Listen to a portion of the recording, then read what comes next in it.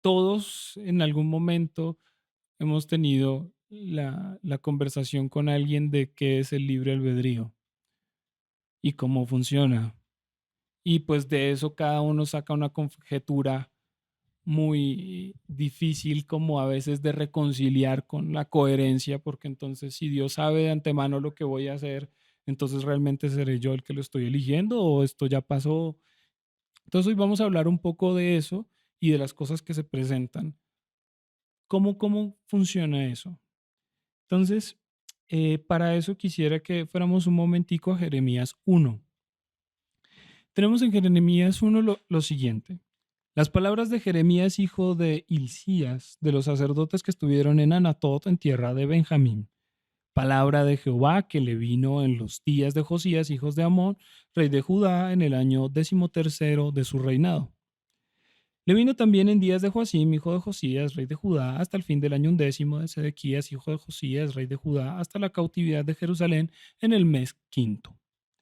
Vino pues palabra de Jehová a mí, diciendo: Antes que te formase en el vientre, te conocí, y antes que nacieses, te santifiqué. Te di por profeta a las naciones. Y yo dije: Señor Jehová, he aquí no sé hablar porque soy niño.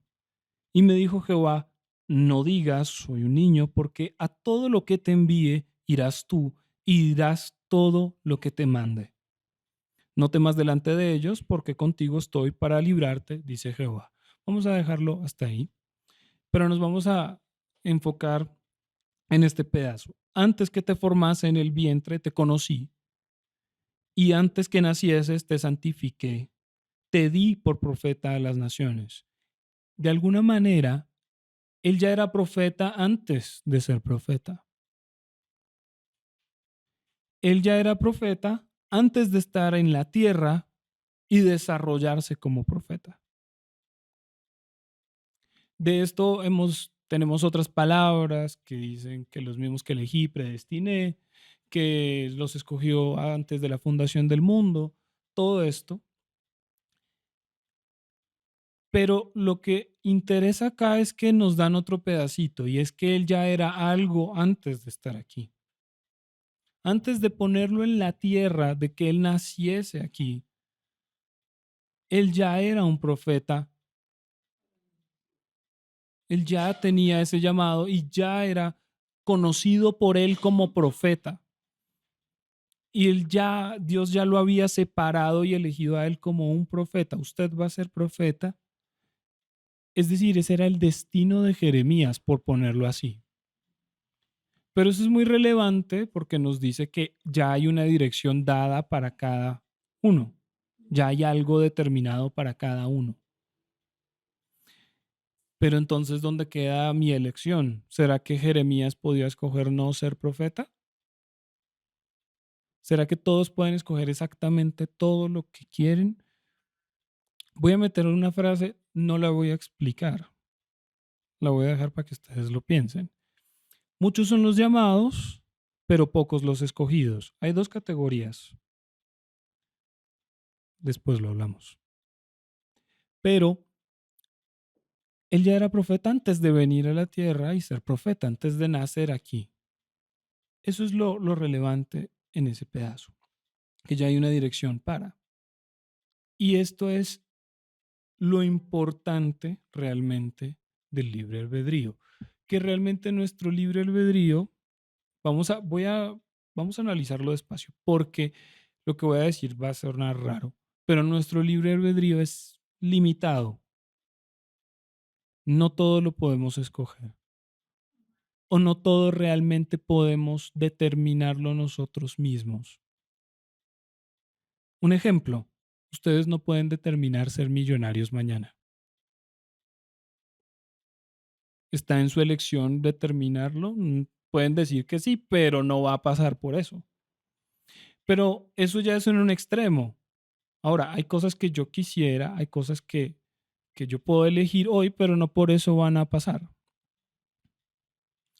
Y de todas maneras, en lo que sí está presente y yo elija, también hay una limitación en esa elección. ¿Por qué? Porque muchas de las decisiones que nosotros tomamos hoy frente a muchas situaciones de la vida están determinadas o están muy influenciadas por cómo nos enseñaron a enfrentar esas situaciones. Nuestra crianza, nuestros valores y conocimientos determinan mucho la elección que vayamos a tomar cada vez. Por lo tanto, si, si yo estoy condicionado a lo que sé, a lo que me enseñaron, a lo que sí me rodeó y me formó durante mi vida para tomar una decisión, mi libre albedrío no es del todo libre, está un poco condicionado. Si durante mi crianza mis padres siempre fueron violentos y cobardes, pongámoslo así, pues este niño aprende a enfrentar las situaciones difíciles de una manera violenta o de una manera cobarde, a huir de la situación o a agredir a la situación o a la persona que lo está enfrentando. Entonces no es tanto una decisión de él. Él puede elegir definitivamente no actuar conforme a lo que aprendió, pero está muy influenciado por esa crianza que se le dio. Por lo tanto, ese libre albedrío está un poco limitado. ¿Cuándo puede ser realmente un libre albedrío? Cuando uno es realmente libre. Pero eso es un proceso, no es algo instantáneo. Para ser libre hay que dejar atrás cosas, superar cosas, trascender traumas, dejar atrás un trauma en su vida, algo que le haya causado mucho dolor, porque tal vez ese dolor lo está condicionando a no a evadir una situación o a no elegir las cosas con libertad. Si yo le tengo miedo a algo, a enfrentar a algo, no voy a elegir con facilidad enfrentarlo, sino que generalmente voy a huir. Entonces mi libre albedrío no está tan libre porque estoy huyendo de eso, por la influencia del dolor o de lo que yo haya vivido en eso. ¿Estoy siendo claro? ¿Se está entendiendo?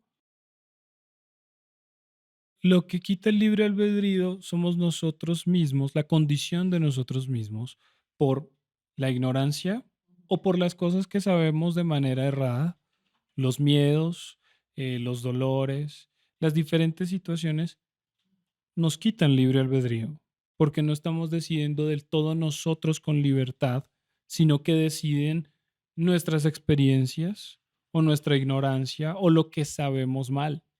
Eso influencia nuestras decisiones y por lo tanto no estamos del todo libres para decidir, ¿sí? Por eso es que son realmente esas pequeñas decisiones las que tienen importancia y a lo largo tienen impacto en las situaciones. Por ejemplo, alguien alcohólico no es del todo libre para elegir estar como en paz en una reunión o algo así, porque está condicionado a su propio vicio, de manera que él no está, eso corta, quita su libre albedrío y es esclavo de eso, ¿sí? Es cuando empezamos a deshacernos de todo eso, de los vicios, de las cosas que tenemos mal aprendidas o de poder reevaluar esas cosas al menos, de lo que no sabemos, porque a veces no podemos tomar con libertad de enfrentar algo porque simplemente no sabemos cómo enfrentarlo. Eh, los dolores muchas veces nos impiden hacer cosas, acercarnos a una persona o reparar una relación o volver a tomar ciertas cosas que dejamos de hacer, alguna actividad, alguna amistad, alguna relación amorosa, no importa, eso va a coartar, va a quitar nuestro poder de decisión, porque es el dolor el que está decidiendo por nosotros. En el caso de alguien con vicios, es el vicio el que decide por la persona. En el caso de los miedos, pues es el miedo el que está decidiendo por la persona qué puede hacer y qué no puede hacer. Entonces, ahí es el primer factor para entender el libre albedrío, que nosotros estamos limitados en nuestro poder de decisión, que para poder ganar más poder de decisión tenemos que expandirnos en el conocimiento de las cosas con claridad Por eso esa frase del conocimiento es poder, literalmente es poder. Y además, eh, para poder entender qué decisión estoy tomando. Entonces, hay que empezar, eso es un proceso, no crean que saltar y mañana ya somos libres de todas nuestras cosas y entonces es un proceso. Pero también depende cómo usted está sumando el proceso, que usted puede determinar cuánto tiempo más quiere permanecer sin la libertad de decidir. ¿M? Porque hasta el momento, mientras usted siga apegado o siga siendo esclavo, siga obedeciendo a sus impulsos, o siga obedeciendo a sus miedos, o siga obedeciendo a estas cosas, eso va a tomar decisiones por usted. ¿Por qué mi vida no cambia? ¿O por qué algo no cambia con...? Porque, porque todos se alejan. Pues porque usted es iracundo, porque usted es mezquino, porque usted es hostil. Pero ¿y cómo hago eso? Pues tiene que empezar a batallar con eso hasta que eso no tome decisiones por usted, impidiéndole tener una relación en sociedad correcta. Al igual con todo, es que cada cosa puede ser un factor de esclavitud, cada cosa lo puede usted amarrar a algo. Entonces, empecemos por ahí para deshacernos de esas cosas y poder empezar a tomar decisiones, al menos por nosotros mismos. Y por eso Dios nos da el conocimiento y la ayuda para poder salir de esas opresiones, poder tomar decisiones por nosotros mismos y escoger hacer lo bueno. Hay un detalle y es que Moisés les pone, les dice, les pongo delante la vida y la muerte, ¿cierto? ¿Quién de pura lógica va a escoger la muerte? Es decir, yo no creo en ese instante que alguno de los israelitas dijo, no, sí, yo prefiero la muerte, gracias a mí con eso de... Nadie de pura lógica va a decir, sí, pues mejor el otro lado, vámonos por el mal y por la muerte de una vez. Nadie. Si la gente supiera realmente qué es lo que pasa cuando eligen lo que eligen, pues seguramente entraríamos a otras cosas. Lo que pasa es que entra este juego de lo que es malo se siente bien y lo que es bueno no se siente tan bien, ¿sí? Lo que se supone que es bueno, muchas veces uno se siente mal haciéndolo. ¿Por qué lo que se supone que es bueno se siente como tan, no sé, limitado, tan mal, como tan vacío a veces? ¿Y por qué lo que es malo se siente tan bien? Porque la gente dice, es decir, es difícil a veces simplemente cerrar la boca y dejar calmar la rabia y no contestarle a los gritos o a los golpes a alguien. Eso se siente a veces, es difícil y por lo tanto sí, no se siente bien hacerlo. En cambio, coger y gritarle, responderle y callarlo, uno se siente lo mejor. Me la quité de encima, me desquité. Las cosas que se sienten bien son generalmente mal. Como, esa, como eso que es porque todo lo malo engorda, correcto. ¿Sí? O porque todo... Es decir, es un ejemplo muy tonto, pero es decir, son esas cosas que son las que nos dificultan un poquito el camino de abrir los ojos para saber qué es lo que estamos haciendo mal. Porque generalmente cuando le devolvemos a gritos las cosas a las personas, cuando nos desquitamos, se siente muy bien, pero realmente nos estamos haciendo daño a nosotros mismos. Más que a la otra persona, nos estamos haciendo daño a nosotros mismos. Cuando alguien roba, literalmente se está robando a sí mismo. Esta frase de que todos hemos escuchado de amar al prójimo como a ti mismo es literalmente pensar que el que está enfrente es como yo, es en esencia yo mismo. Si yo le hago daño a esa persona, es como si me estuviera haciendo daño a mí mismo.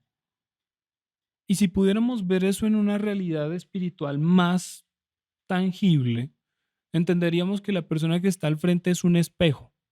Si yo le grito y le hablo mal, es como si me estuviera gritando a mí y hablándome mal a mí. Eso se va a regresar. Ya hemos hablado de eso muchas veces. En eso consiste el amar al prójimo como a usted mismo. Es ver a esa persona como si fuera yo. Y yo no me haría eso. Entonces, es en ese instante en el que empezamos a tomar mejores decisiones. Primero, entender que todo lo que aparentemente nos causa placer o alegría no siempre es bueno. Y hay que revisar si eso nos está esclavizando.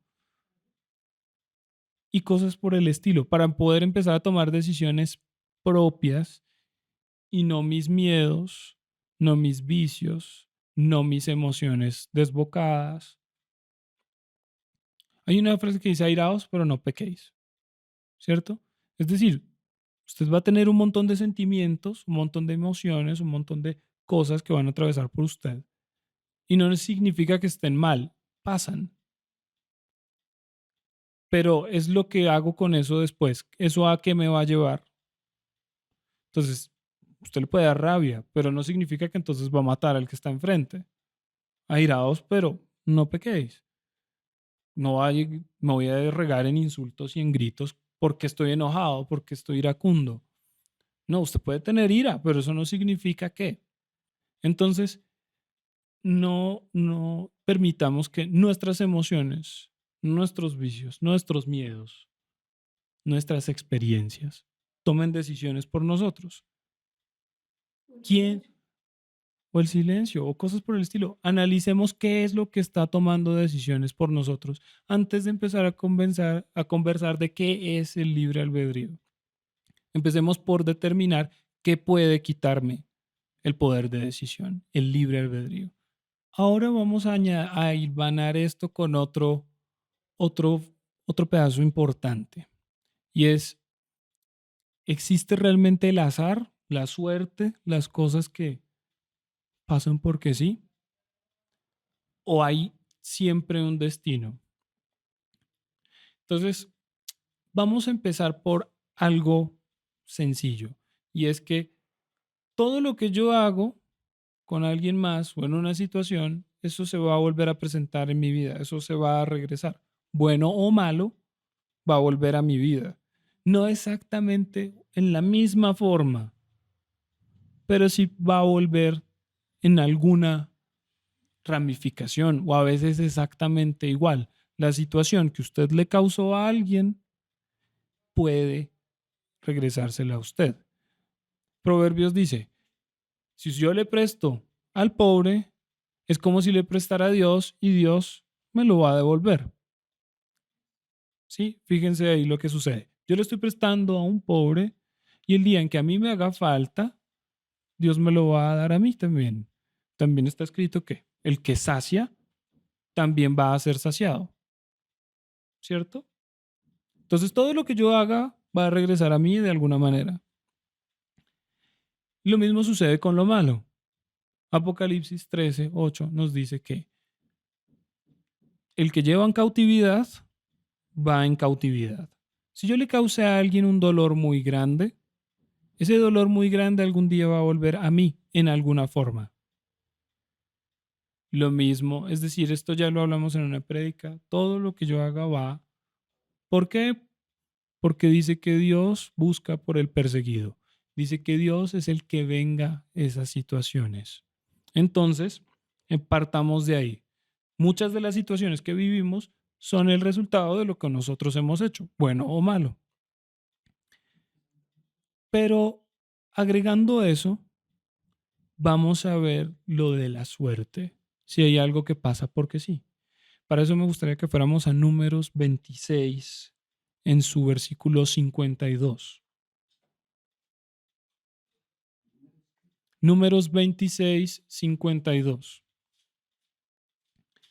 Voy leyendo para ustedes. Y habló Jehová a Moisés diciendo, a estos se repartirá la tierra en heredad por la cuenta de los nombres.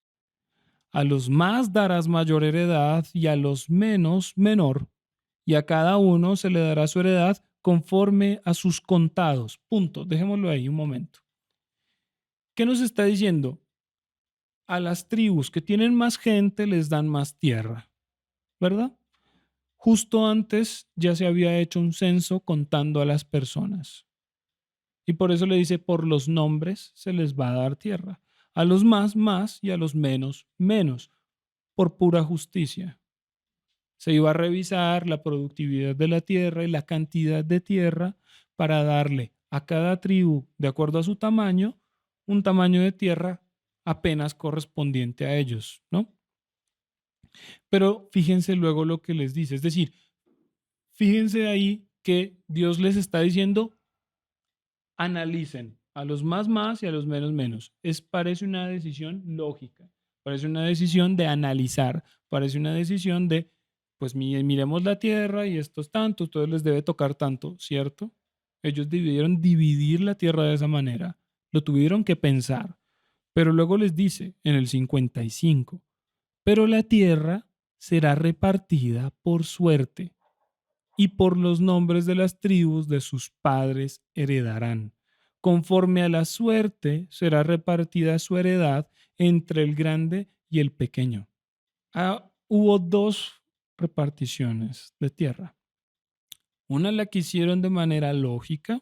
Voy y miro este pedazo de tierra grande con cierta productividad, se lo vamos a dar a esta tribu que apenas le corresponde. Hicieron medidas, tomaron la cantidad de gente y le dieron a cada uno su espacio.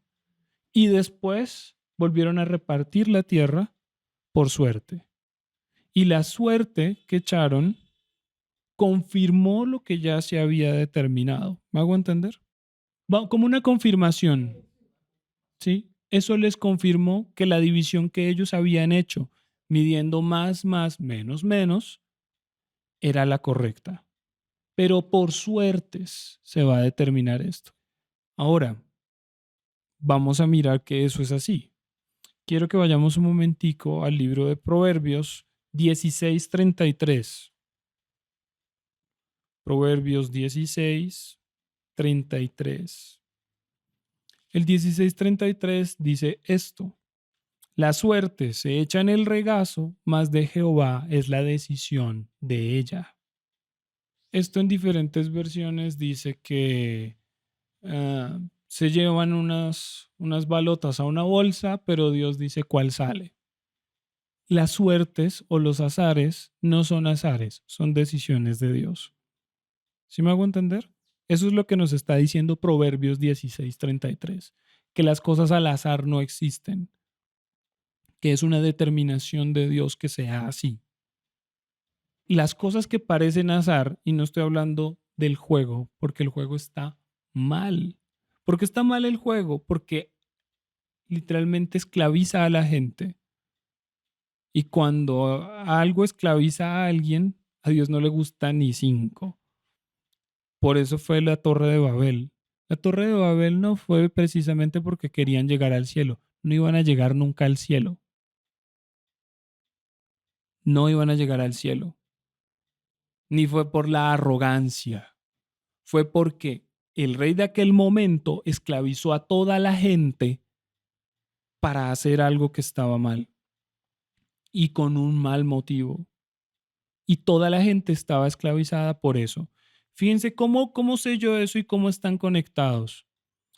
¿Qué está escrito en el Éxodo? Que utilizaban el ladrillo por piedra y el, como la argamasa por el barro. Lo mismo está escrito en Génesis 11, que utilizaban el ladrillo en vez de piedra y la argamasa en vez del barro. Está escrito de la misma manera, diciéndonos que eran situaciones idénticas, similares, de esclavitud, que todos se fueron esclavos de alguien. ¿No han notado por qué se menciona primero antes de Génesis 11, donde el episodio de la Torre de Babel, primero se nos dice quién era Nimrod en el 10? Porque Nimrod era el rey de todo el mundo en ese momento. Y Nimrod tenía esclavizados a todos bajo ese poder. y los puso a todos a construir una torre por pura arrogancia. Pero no es el acto arrogante, porque actos arrogantes tenemos en la Biblia a montones. Y no por eso Dios baja y confunde las lenguas y hace de todo. No, fue porque ya toda la gente estaba esclavizada bajo alguien. Y en ese momento él interviene. Entonces, cualquier tipo de esclavitud es de las primeras cosas que va a combatir Dios. Cualquier forma de esclavitud. Entonces, el juego esclaviza a la gente, por lo tanto está mal. La bebida puede esclavizar, ojo, la bebida puede esclavizar a la gente.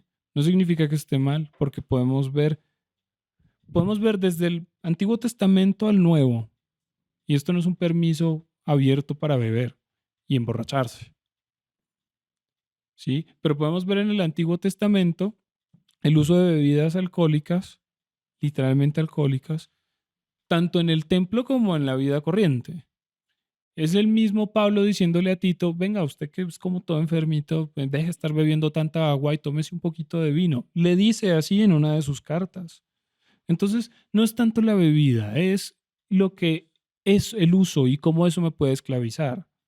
Más allá de si el Señor puede mostrar ya te atiendo. Más allá si el Señor puede mostrar un número eso no sé yo por qué pasa. Yo solo sé que a veces Dios parece salirse de sus normas para hacer algo. Alguna vez lo hablamos aquí. Elías es un ejemplo, Isaías es un ejemplo, cosas por el estilo. No significa que ahora entonces la prosperidad y la mano de Dios en mis finanzas está en el juego. Eso es muy lejos de ser cierto. Pero más allá de eso está el punto de el azar, lo que parece suerte, lo que parece un acto sin lógica, algo que pasó porque sí, es una decisión de Dios. Nos lo dice Proverbios 16:33, que nada sucede al azar, que todo lo que parece al azar es una decisión de Él. Por eso también en números vemos esa correspondencia. Vemos que les dicen, repartan la tierra de pura lógica a los más y a los menos, pero después me hacen un sorteo y por ese sorteo es que así vamos a decidir. ¿Por qué? Porque eso era decisión de Dios. Y lo que nos está diciendo es, sí, ustedes pueden decidir lo que quieran, ustedes pueden organizar lo que quieran, pero realmente la decisión está en mis manos. Eso es lo que les está diciendo a él con estas cosas. Por eso dice que hay vasijas para honra y vasijas para deshonra. Cada quien puede escoger realmente lo que quiera y sentir que lo está tomando así, pero está en sus manos realmente la decisión definitiva. Este es el comienzo para hablar del libre albedrío, porque está largo. Pero eso no significa que entonces, como a mí me dijeron que yo soy un elegido, no tengo probabilidad de perderme. Como yo creo que yo soy un hijo de Dios, entonces ya está todo decidido y se acabó. Usted no sabe quién es usted, ni cuál es realmente el fin de su destino. No juegue a que no nada lo va a detener, a que usted puede hacer y deshacer y nada va a repercutir o no va a tener un juicio justo en eso. Bien, entonces, para concluir, analicemos qué es lo que está tomando decisiones por nosotros, para que eso nos siga impidiéndonos avanzar o al menos tomar decisiones que son importantes. Y analicemos que todo lo que nos sucede en la vida no es necesariamente una coincidencia o algo que sucede porque sí, sino que es de parte de Dios que suceda de esa manera. Finalmente pruebas ahí en todo lado para que usted pueda decidir qué hacer, lo correcto o lo incorrecto. Y se puede ejercitar en todas esas cosas.